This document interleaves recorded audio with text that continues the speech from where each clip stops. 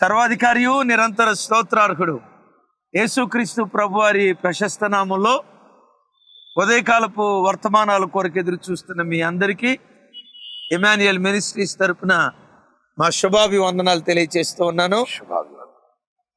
క్రీస్తునందు మాకు అత్యంత ప్రియమైన దైవజనమా, ఎన్నో నెలల నుంచి మనం అందరం ప్రార్థన చేస్తున్న రోజు దేవుని కృప ఈరోజు రానే వచ్చింది.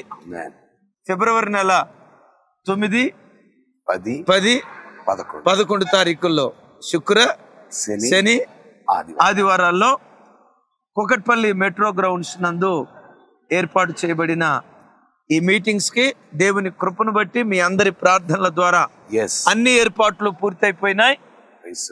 Lighting, sound system, stage, decoration, arrangements by the grace of God, amen, and your precious praise the Lord. ప్రతి పని విజయవంతంగా పూర్తి చేయబడటానికి ప్రభు కృప చూపించారు. ఈ పట్టణంలో మీ అందరి ప్రార్థన ద్వారా ఇమాన్యుయల్ మినిస్ట్రీస్ ని బలపరిచి ఇంత అద్భుతమైన మీటింగ్స్ దేవుడు ఏర్పాటు చేస్తున్న ఈ విధానం చూసినప్పుడు పరిశుద్ధ గ్రంథమైన బైబిల్లో నాకు ఒక మాట పరిశుద్ధాత్మ దేవుడు జ్ఞాపకం చేస్తూ, ఇదే మాట ఉదయకాలపు వర్తమానాల కొరకు ఎదురు చూస్తే మీ అందరితో పంచుకోమని పరిశుద్ధాత్మ దేవుడు నా హృదయాన్ని పురికొల్పుతూ ఉన్నారు. రండి దేవుని వాక్యాన్ని ధ్యానించుదాం. 126 కీర్తన మొదటి 3 చరణాలు చదువు తమ్ముడు. సియోనుకు తిరిగి వచ్చిన వారిని యెహోవా చెరలో నుండి రప్పించినప్పుడు మనము కలకనిన వారి వలె నుంటిమి. మన నోటి నిండా నవ్వుండెను. ఆమేన్. మన నాలుక ఆనందగానముతో నిండి ఉండెను. ఆమేన్. అప్పుడు యెహోవా వీరి కొరకు గొప్ప కార్యములు చేసినని అన్యజనులు చెప్పుకొనిరి. ఆమేన్. యెహోవా మన కొరకు గొప్ప కార్యములు చేసి ఉన్నాడు. యేసయ్యకు మహిమ కలుగును గాక. ఆమేన్. మనము సంతోషభరితులమైతిమి. ఆమేన్. ఆమేన్. ఆమేన్. ఈ కీర్తన ఇశ్రాయేలు ప్రజలు చెరలో నుంచి విడుదల పొందిన తర్వాత రాసినటువంటి కీర్తన తమ్ముడు. అటు ఐగుప్తు దేశంలో 430 సంవత్సరాలు ఇజ్రాయేలీలు బానిసలుగా బ్రతికారు. అట్ దట్ సేమ్ టైం బబులోను సామ్రాజ్యంలో 70 సంవత్సరాల పాటు చెరలో ఉన్నారు. 430 సంవత్సరాలు ఇశ్రాయేలీలు ఐగుప్తు బానిసత్వంలో ఉన్నప్పుడు ఆల్మోస్ట్ వాళ్ళు ఏ స్థితికి వెళ్ళారంటే, మన బ్రతుకులు ఇంతే, మనల్ని ఎవడూ విడిపించలేడు. కొన్నిసార్లు మనం అంటాం కదా, నా కర్మది, నా తలరాతది, ఇక నా బ్రతుకులో నాకు విడుదల కలగదు అని చెరలో నుంచి విడుదల పొందుతాము అనే నిరీక్షణ వాళ్ళ బ్రతుకులో కోల్పోయారు.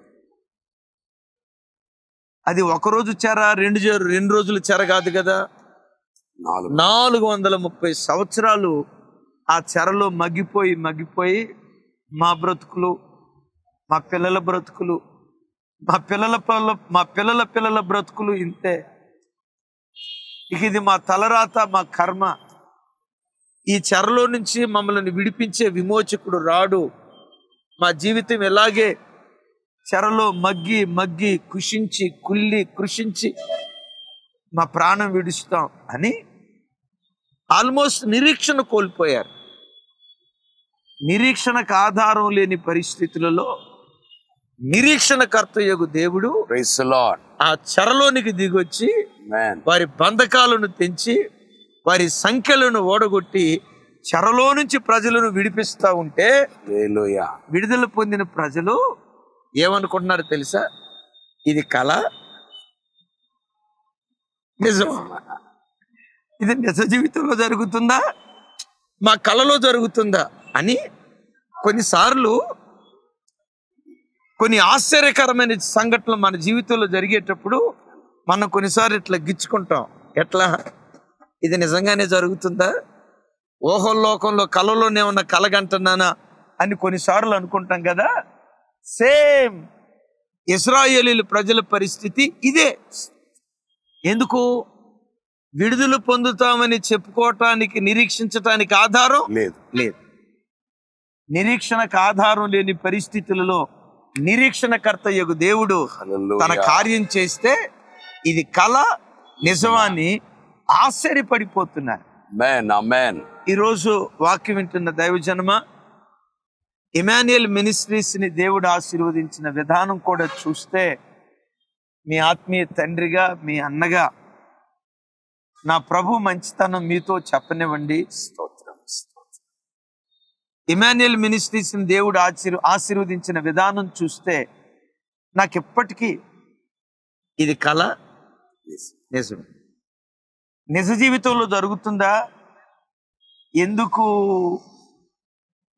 అర్హత లేని, యోగ్యత లేని, ఎందుకు పనికిరాని, నిష్ప్రయోజనకరమైన మా జీవితాలను నేల అట్టడుగు స్థాయి నుండి ప్రభు లేవనెత్తి, దేవుని కృప ఇమాన్యుయల్ మినిస్ట్రీస్ యూట్యూబ్ ద్వారా ప్రతి దినం కొన్ని లక్షల కుటుంబాలు దేవుని వాక్యం వినటానికి ప్రభు కృప చూపించారు.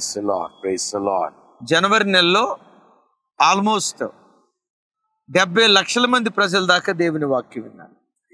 ఒక్క జనవరి నెలలో 70 లక్షల మంది ప్రజలు, ప్రతిదినం 2 లక్షలకు పైగా దేవుని వాక్యం ఈ పరిచర్య ద్వారా వినటానికి ప్రభు కృప చూపించాడు. హల్లెలూయా.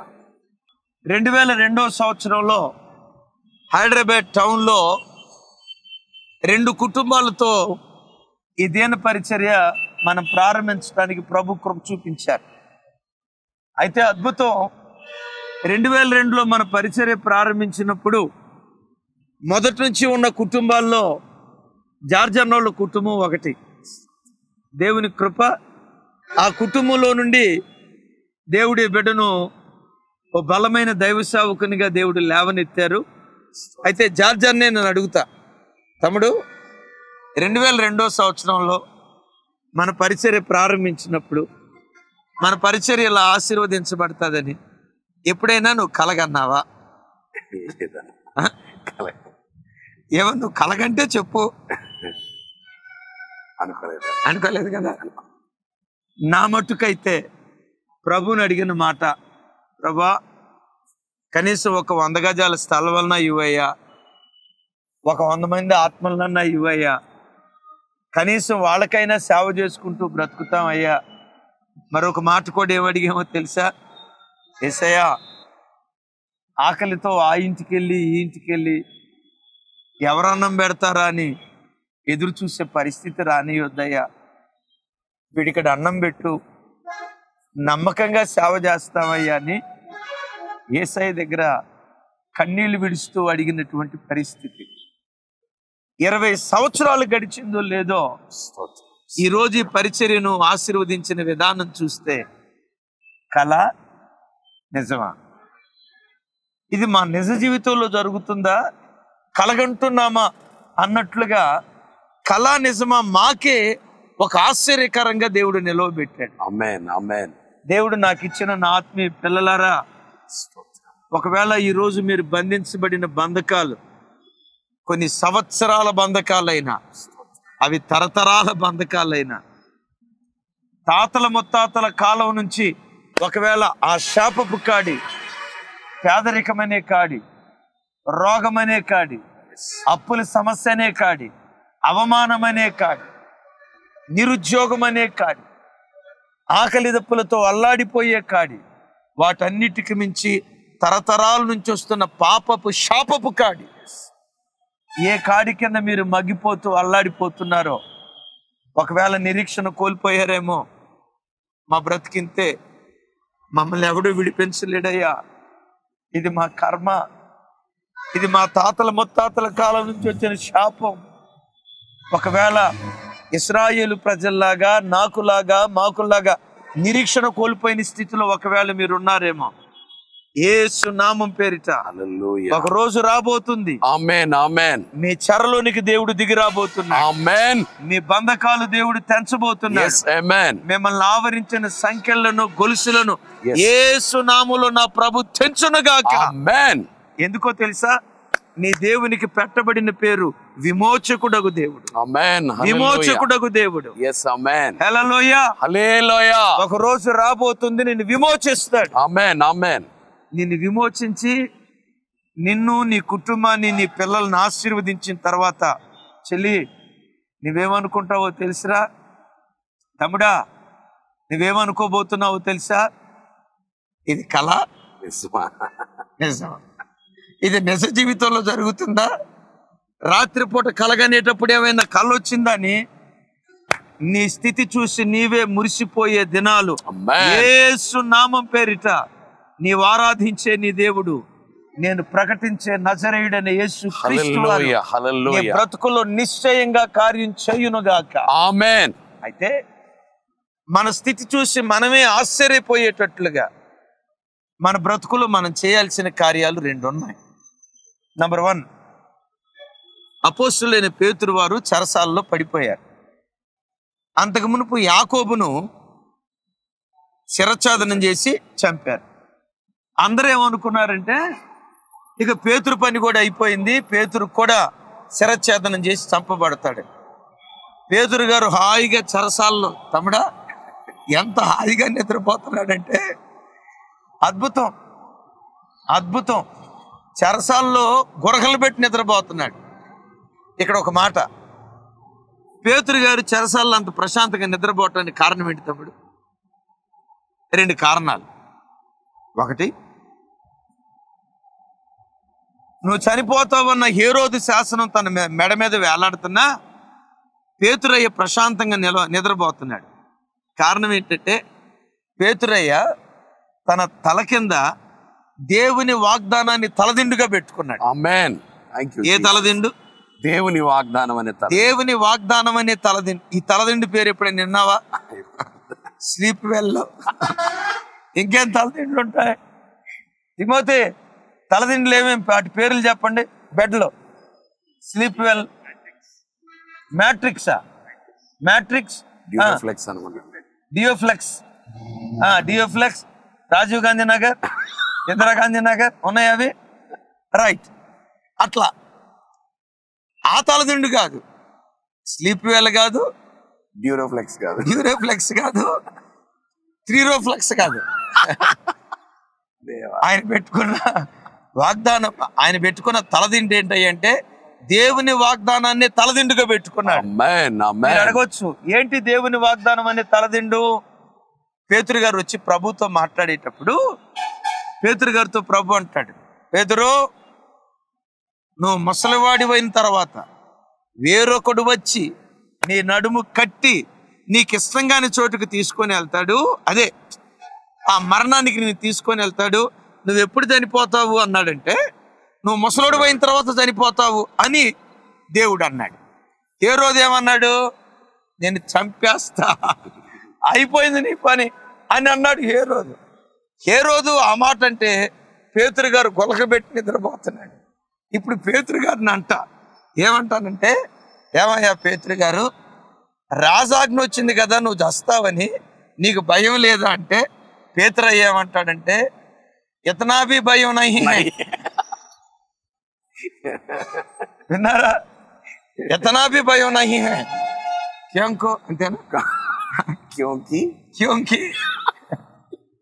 ఇతనా భీ భయం నహీ హై, క్యోంకి రాజు చనిపోతావని చెప్పాడు అని అంటే పేతురు అంటాడు, నువ్వు సావని రాజాది రాజు చెప్పాడు. ఆమేన్. విన్నారా?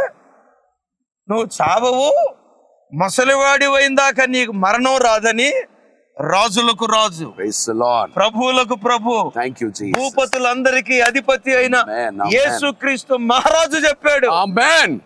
ఈ రాజు చెప్పాడు ఇప్పుడు నువ్వు చచ్చిపోతావని, రారాజు చెప్పాడు ముసలోడు పోయిందాక నీకు తిరుగులేదని. ఇప్పుడు అద్భుతం, ఏ తలదిండి పెట్టుకున్నాడు తెలుసా? రాజాతి రాజు తనకిచ్చిన వాగ్దానాన్ని తలదిండిగా పెట్టుకొని, ఆ రారాజు వాగ్దానం చేసిన తర్వాత నన్ను ఎవడు కదిలించలేడు, నా తల వెంట్రుకల్లో ఒక్కటి కూడా రారాజు ఆజ్ఞ లేకుండా రాలదు ఆమేన్ అని గొరకలు పెట్టి నిద్రపోయాడు. అంతవరకు బానే ఉంది. సంఘం ఏం చేస్తుంది? అత్యాసక్తితో ప్రార్థన చేస్తుంది. దైవజన్మ, మీ జీవితంలో ఎప్పుడైనా ఒక అద్భుత కార్యాలు మీ కళ్ళతో చూడాలంటే మీ కొరకు ప్రార్థన చేసే సంఘాన్ని ఆమేన్ ప్రతి క్రైస్తవుడు తన బ్రతుకులో కలిగి ఉండటం అది కృపల్లో మహా గొప్ప కృప. ఆమేన్ ఆమేన్. ప్రతి క్రైస్తవుడు చెప్పుకోవాలి ఏమని, నా కొరకు నా కొరకు ప్రార్థించే సంఘం నాకుంది, నా కొరకు ప్రార్థించే విశ్వాసులు నాకున్నారు, మా కొరకు ప్రార్థన చేసే దైవ సేవకులు మాకున్నారని ప్రతి విశ్వాసి తన కొరకు ప్రార్థన చేసే సంఘాన్ని కలిగి ఉండటం అది కృపల్లో మహా గొప్ప కృప. హల్లెలూయా. అద్భుతం. సంఘం అక్కడ అత్యాసక్తితో ప్రార్థన చేస్తా ఉంటే ప్రార్థన చేసే సంఘం కొరకు పరలోకం పనిచేయటం ప్రారంభించింది. అద్భుతం. పరలోకం నుండి దేవదూత దిగొచ్చాడు. ఎక్కడికి దిగొచ్చాడు?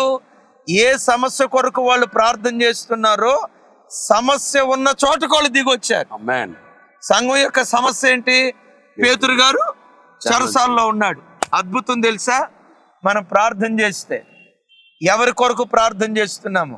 వాళ్ళు అమెరికా దేశంలో ఉన్నా, ఆస్ట్రేలియాలో ఉన్నా, ఇంగ్లాండ్ లో ఉన్నా, లండన్ లో ఉన్నా, శ్రీలంకలో ఉన్నా, న్యూజిలాండ్ లో ఉన్నా, ఏ లంకలో ఉన్నా నువ్వు ఎక్కడుండి ప్రార్థన చేస్తే ఎక్కడైనా దేవుడు దిగొచ్చి కార్యాలు చేయగలిగినటువంటి వాడు. ఆమేన్. హల్లెలూయా. హల్లెలూయా చెప్దాం. హల్లెలూయా. హల్లెలూయా. నిజమే. చూడండి, ఇక్కడ స్విచ్ చేస్తే అక్కడ లైట్ ఎలగదా? ఎక్కడుండి ఫోన్ చేస్తే అమెరికాలో రింగ్ కాదా? మరి మనిషి కనిపెట్టిన టెక్నాలజీ ఎంత అద్భుతంగా పనిచేస్తా ఉంటే దేవదేవుని టెక్నాలజీ ఇంకెంత అద్భుతంగా పనిచేస్తా చెప్పండి. నమ్మండి. ప్రార్థన చేసే వ్యక్తుల కొరకు పరలోకం పనిచేయటం ప్రారంభిస్తారు. ఏ సమస్యకు అయితే ప్రార్థన చేస్తారో ఆ సమస్యలోకి దిగి వచ్చాడు దేవదూత. అద్భుతం. పేతురు గారు ఏం చేస్తున్నాడు? గొరకలు పెట్టి నిద్రపోతున్నాడు. ఆ గది అంతా వెలుగుతో నిండుకొని ఉందట. పేతురు గారు అంటున్నారు, అబ్బా నాకు ఈ దర్శనంలో, ఈ కలలో నా గది అంతా వెలుగుతో నిండుకుంది అని అనుకుంటున్నాడు. దేవదూత వచ్చి, పేతురు అనుకుంటున్నాడు, దేవదూతకు నా పేరు కూడా తెలిసినట్టుంది, సూపర్ అనుకున్నాడు. పేతురు లే అన్నది. అనే లోపే అద్భుతం తెలుసా? అద్భుతం. ఆ పోలికతో మనం పోల్చలేం. అల్లావుద్దీన్ అద్భుత దీపంలాగా సంఖ్యలు వాటంతటా అవే దిగిపోయినాయి, గొలుసులు వాటంతటా దిగిపోయినాయి.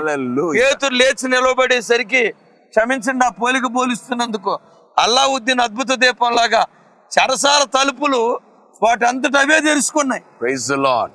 యేసయ్యకి మహిమ కలుగును గాక. ఆమేన్. ఇప్పుడు పేతురు చెరసాలలో నుంచి బయటకు వస్తా ఉన్నాడు. చూడండి, పేతురు చెరసాలలో నుంచి బయటకు వస్తే గవిని వెలుపట తెలివి వచ్చిన దాకా ఏమనుకున్నాడంటే, భలే కళ వచ్చిందే నాకు, భలే దర్శనం వచ్చిందే నాకు, ఆహాహా దేవదూతం చూశాను కళ్ళలోనని ఆశ్చర్యపోతున్నాడు.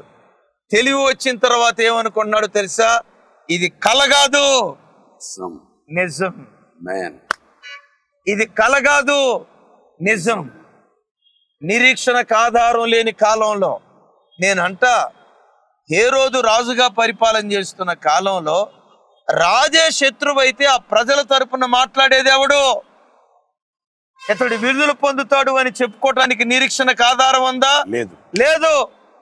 దైవజనమా, నీ బ్రతుకులో కూడా నిరీక్షణకు ఆధారం లేని కొన్ని పరిస్థితులు దేవుడు అనుమతిస్తాడు. అయినా భయపడకు. రాజులే నీకు వ్యతిరేకంగా లేవచ్చు, చక్రవర్తులే నీకు వ్యతిరేకంగా లేవచ్చు. ఆ సింహాసనాల కంటే అత్యున్నతమైన సింహాసనం నీవు ఆరాధించే దేవుని సింహాసనం. హల్లెలూయా. యేసయ్యకి మహిమ కలుగును గాక. ఆమేన్. అద్భుతం. దేవదూత అలా విడిచిపెట్టి వెళ్ళిపోయిన తర్వాత ఇది కల కాదు, నిజమే. ఆశ్చర్యపోతూ ఉన్నాడు పేతురయ్య. నీ బ్రతుకులో కూడా తమ్ముడా, చెల్లి, ఒక అన్నయ్యగా నా చేతులెత్తి దీవిస్తున్నాను. ఏ సంఖ్యలతో నువ్వు బంధించబడ్డావో, ఏ కన్నీళ్లతో నువ్వు బంధించబడ్డావో, ఏ కలవరాలు నిన్ను కట్టి పడేశాయో, ఇక ఇది నా కర్మలే అయ్యా, ఇది నా తలరాతలే అయ్యా, నా పూర్వీకులు చేసిన శాపమో పాపమో నా బ్రతుకును శాపంగా వెంటాడుతుందయ్యా, ఇక నా బ్రతికింతేనయ్యా అని ఒకవేళ నిరీక్షణ కోల్పోయిన స్థితిలో నీవు ఉన్నా, ఇశ్రాయేలు ప్రజల జీవితాల్లో కార్యాలు చేసిన వాడు, పేతురు జీవితంలో కార్యం చేసిన వాడు, వాక్యం బోధిస్తున్న మీ ఆత్మీయ తండ్రులైన మా జీవితాల్లో కార్యం చేసిన వాడు మీ జీవితాల్లో కూడా నిశ్చయంగా యేసు నామం పేరిట కార్యం చేయునుగాక. ఆమేన్. ఏ పిల్లలను బట్టి నువ్వు ఏడుస్తున్నావో, నా పిల్లల భవిష్యత్తు పాడైపోయిందయ్యా, వాళ్ళు ఏదో గొప్పవాళ్ళు అవుతారు, వాళ్ళ ఆశీర్వాదాన్ని చూసి సంతోషపడదాం అనుకున్నాను, నా కలల సామ్రాజ్యం అంతా కుప్పలాగా కూలిపోయిందయ్యా అని ఏ పిల్లలను బట్టి ఏడుస్తున్నావో ఓ తండ్రి, ఏ పిల్లలను బట్టి ఏడుస్తున్నావో ఓ తల్లి, ఒక శుభవార్త. స్తోత్రం. అదే పిల్లలను చూసి, థాంక్యూ జీసస్, అదే పిల్లల ఆశీర్వాదాన్ని చూసి నువ్వు నాట్యమాడే దినాలు దేవుడు నీకు అనుగ్రహించబోతున్నాడు. ఆమేన్. ఆమేన్. నీ పిల్లల ఆశీర్వాదాన్ని చూసి నీ గుండె కొట్టుకొనుచు ఉప్పొంగే దినాలు నా దేవుడు నీకు అనుగ్రహించును గాక. ఆమేన్. గట్టిగా ఆమేన్. ఆమేన్. నా పిల్లల్ని నా దేవుడు ఇలా ఆశీర్వదించింది, నా పిల్లల్ని నా దేవుడు ఇలా బలపరిచింది, నా సంసారాన్ని నా దేవుడు ఇలా చక్కదిద్దింది, నా భర్తనే నా మార్చింది, నా భర్తనే నా ఈ త్రాగుడి వ్యసనం నుంచి విడిపించింది, నా భర్తేనా ఈ అక్రమ సంబంధంలో నుంచి విడుదల పొందిందని నీ భర్త మార్పును చూసి నీ గుండె కొట్టుకొనుచు ఉప్పొంగే దినాలు ఆమేన్ నా దేవుడు నీ బ్రతుకులు అనుగ్రహించును గాక. ఆమేన్. ఆమేన్. అయితే దైవజనమా, ఒక మాట, అలాంటి దినాలు దేవుడు నీకు ఇవ్వబోతున్నాడని ప్రతి దినం కలలుగాను. ఆమేన్. బైబిల్లో ఒక ఆయన ఉన్నాడు, కలలుగానేవాడు, అలాగని పగటి కలలు కాదవి, విన్నారా? బైబిల్లో ఒక ఆయన ఉన్నాడు, ఆయన కలలుగానేవాడు, అద్భుతం. వయసు ఎంతో తెలుసా తమ్ముడు? 17 సంవత్సరాల వయసు. 17 సంవత్సరాల వయసులో ఆయనకు వచ్చిన కళ ఏంటో తెలుసా? తన పన లేచి నిలవబడ్డట్లు, తన అన్నదమ్ముళ్ళ 11 పనులు తన ఎదుట సాగిలి పడ్డట్లు కలగంటున్నాడు. ఆ కళ అర్థం కాక అన్నోళ్ళకి చెప్పాడు. ఆ తర్వాత ఇంకో కళ వచ్చింది, తాను తేజో నక్షత్రంగా ప్రకాశిస్తున్నట్లు, సూర్యుడు, చంద్రుడు, నక్షత్రాలు ఆయన ఎదుట సాగిలిపడి నమస్కారం చేస్తున్నట్లు ఒక అద్భుతమైన కలగన్నాడు. ఎవరి కలగంది? యోసేపు. అప్పుడు యోసేపు యొక్క వయసు ఎంత? 17 సంవత్సరాల లోపు. ఆ కలభావన ఏంటంటే, యోసేపా, ఒక రోజు రాబోతుంది, ఏలికగా దేవుడు నిన్ను నిలవబెట్టబోతున్నాడు. ఆమేన్. నీ బంధువర్గం, తోబుట్టువులందరూ నీకు సాగిలి పడబోతున్నారు. ఆమేన్. ఆమేన్. రాజుగా నిన్ను నిలవబెట్టబోతున్నాను అని కళ ద్వారా దేవుని చిత్తం యోసేపు పట్ల దేవుడు బయలుపరిచాడు. అది కళ అనే కంటే కూడా యోసేపు పట్ల దేవుని కొన్న కళ. ఆమేన్. ఆమేన్. Thank you Jesus. దైవజనమా, 17 సంవత్సరాల వయసులో ఉన్న యవనస్తుడికి రావాల్సిన కళ ఏంటి? చూడండి, చూడండి. 17 సంవత్సరాల వయసులో ఉన్న యవనస్తుడికి వచ్చే కళ ఏంటో చెప్పమంటావు తమ్ముడు? సిబిజెడ్ బండి తీసుకొని, సిబిజెడ్ కాదు తమ్ముడు, ఏదో బండ్లు ఉంటాయి కదా, వెనక సీటు పైకి లేసి ఉంటుంది. ఏం బండ్లు? అటు పేర్లు చెప్పండి.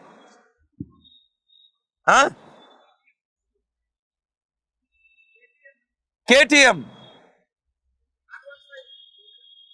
కేటీఎం కేటీఎంఏనా? ఇక ఒకటి చాలులే, కేటీఎం. ఈ కేటీఎం బండ్లు వేసుకొని వాడు నంబర్ 1 కేటుకోడు అయిపోతుంది. వింటారా? అందరు అట్లే ఉండరు కానీ కేటీఎం వెనకిట్లా తోక బండి పైకి లేసినట్లుగా ఆ బండి దాన్ని దోలుతున్నట్లు, ఆ బండి దోలుతూ ఉంటే ఊరిలో ఉన్న ఆడపిల్లంతా బయటకు వచ్చి, గ్రీకు వీరుడు, నా రాకుమారుడని వీడిని చూసి జనం అనుకుంటున్నట్లు ఇలాంటి దరిద్ర పగటి కళలుగా అంటారు. విచిత్రం తెలుసా? ఆ మధ్య ఒక పెద్ద ఆయన నా దగ్గరికి వచ్చాడు.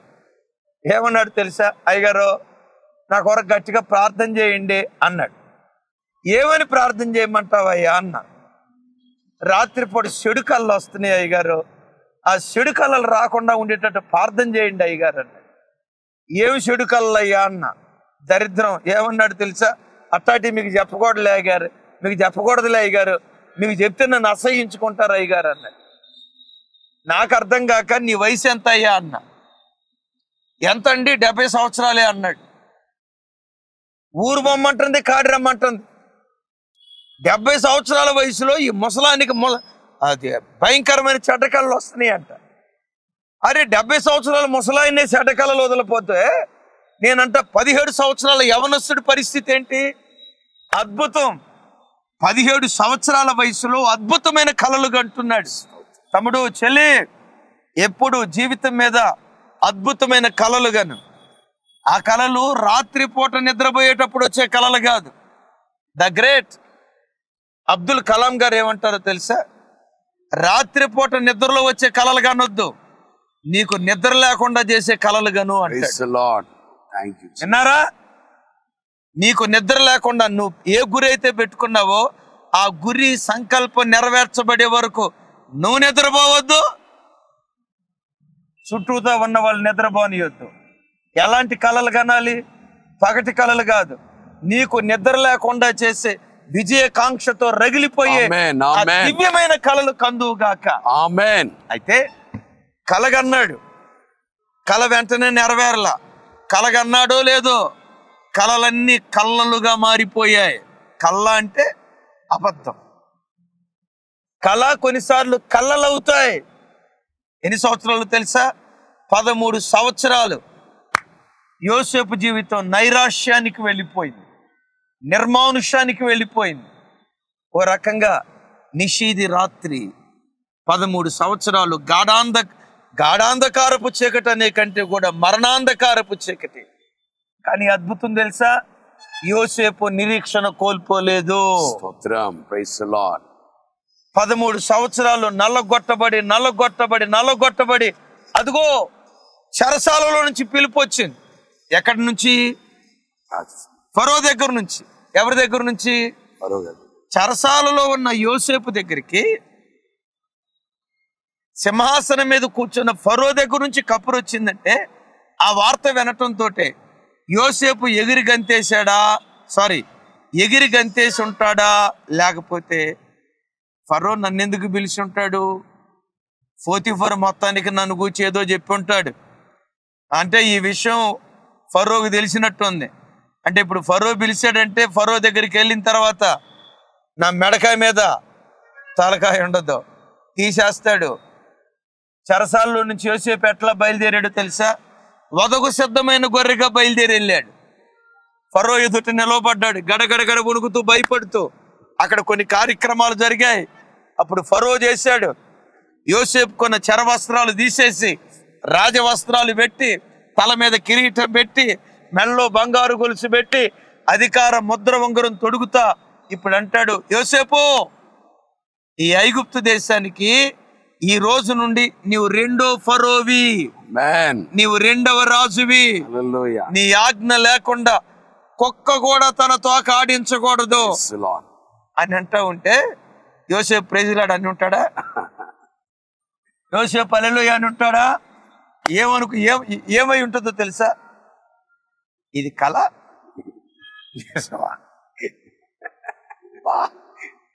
ఇది కళ చెప్పాలి. ఇది కళ నిజమా? గిచ్చుకొని ఉంటాడు, గిల్లుకొని ఉంటాడు, చెవులో చెప్పుకుంటాడు, మరి యోసేపా ఇది నిజమేనా? అరే నాకు వినపడుతుంది, ఇది నిజమే. వింటున్నారా? అయితే ఒక శుభవార్త. యోసేపు జీవితం యోసేపు చూసి ఎలా ఆశ్చర్యపోయాడు. తమ్ముడా, నీ జీవితంలో కూడా ఒక రోజు రాబోతుంది. నీ స్థితి చూసి నువ్వు మురిసిపోయే రోజులు దేవుడు ఇవ్వబోతున్నాడు.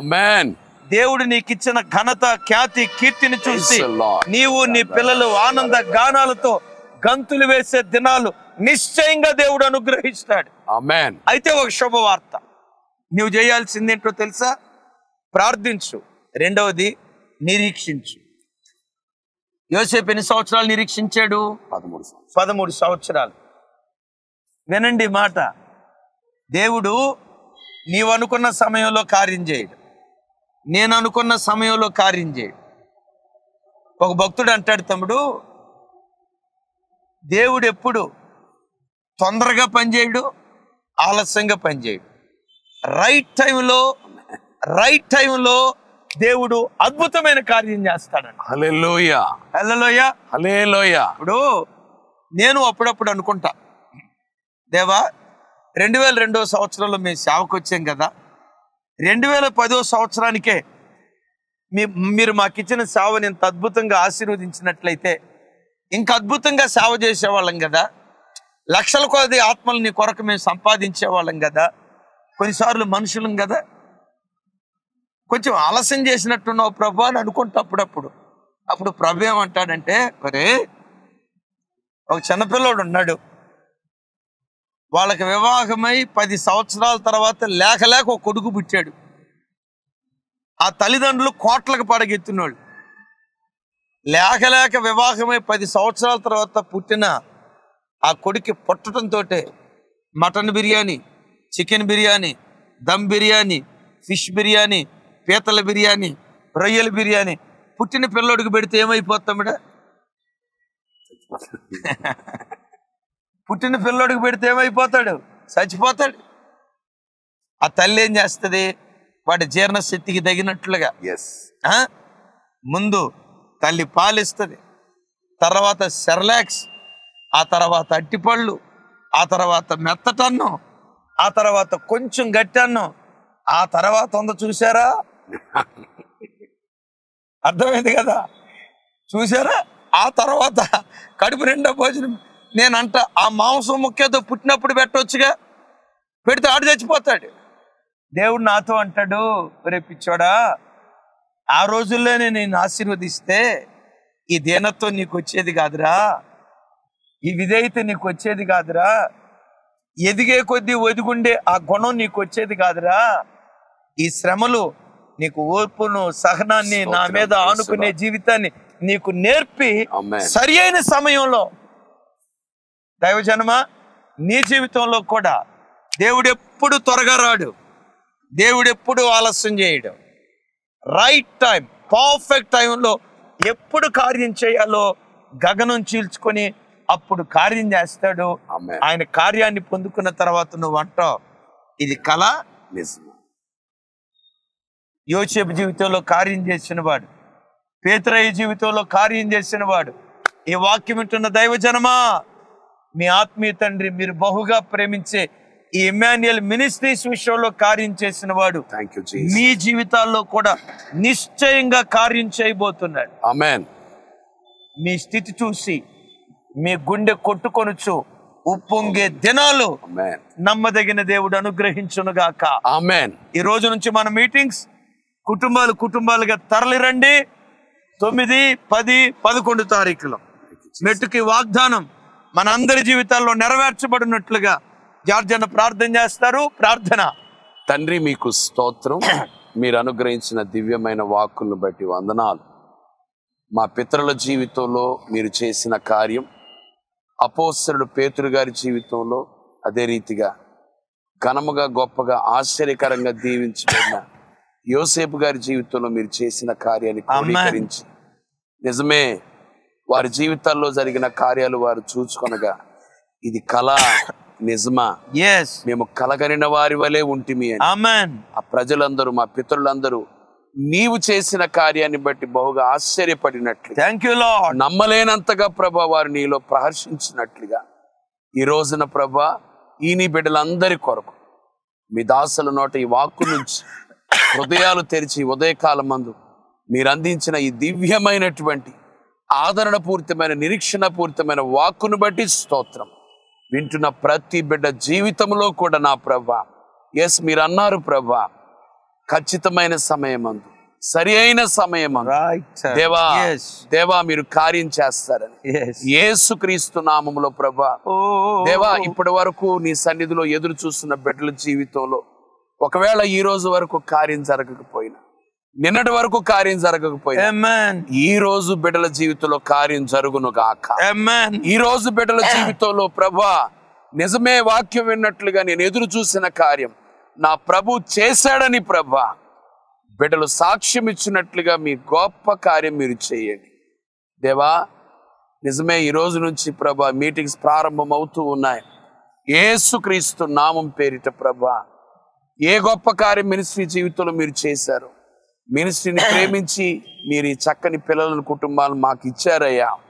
నిజముగా నా ప్రభువా, ఈ బిడ్డల జీవితంలో కూడా ఘనమైన గొప్ప కార్యాలు ఈ దినం నుండి చేయి. మీరు జరగబోయే మీటింగ్స్ ద్వారా నా ప్రభువా, నీ సన్నిధికి వచ్చిన బిడ్డల జీవితంలో ప్రభువా, నిరీక్షణ కోల్పోయి వేదనతో, కన్నీళ్లతో, బాధతో, పుట్టెడు దుఃఖముతో ప్రభువా, నిరాశ్రులై ప్రభువా, నైరాశ్యమని గురైనటువంటి వారి జీవితంలో ఈ మీటింగ్స్ ద్వారా మీ ఉన్నతమైన గొప్ప నిరీక్షణాస్పదమైన కార్యాలు మీరు చేసి మరలా మేమందరం చెప్పాలి ప్రభువా.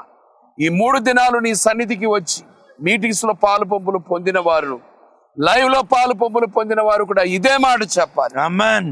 కలకరిన వారి వలె మేము ఉన్నాం. ఆమేన్. మా దేవుడు మా జీవితంలో గొప్ప కార్యం చేశాడు. ఆమేన్. ఈ బిడ్డలు ఈ మాట చెప్పుదురుగాక. yes ఇందు నిమిత్తమే మీ దాసు నోట ఈ వాక్కు నుంచి నందుకు స్తోత్రం. దీని కొరకు వాగ్దానము, నిరీక్షణ, చక్కని ప్రార్థన, విశేషంగా ప్రార్థన చేసే సంఘ సహవాసాన్ని సేవకులు కలిగి మేము బ్రతుకున్నట్లుగా కృపనివ్వండి.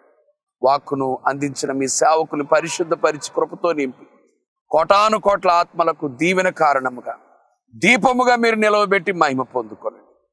ఈ బిడ్డలను దీవిస్తూ ఉన్నాం. మీరు దీవించబడుదురుగాక. ఆమేన్. యేసుక్రీస్తు నామములో ప్రార్థిస్తున్నాం తండ్రి. ఆమేన్. ఆమేన్. తండ్రి అయిన దేవుని ప్రేమ, కుమారుడైన యేసుక్రీస్తు వారి దివ్య కృప, పరిశుద్ధాత్మ దేవుని అన్యోన్య సహవాసం మనకు సకల పరిశుద్ధులకు సదా తోడయుండి నడిపించునుగాక. ఆమేన్. ఆమేన్. Thank you. కృపా సమాధానములు మనందరికీ తోడయుండునుగాక. ఆమేన్.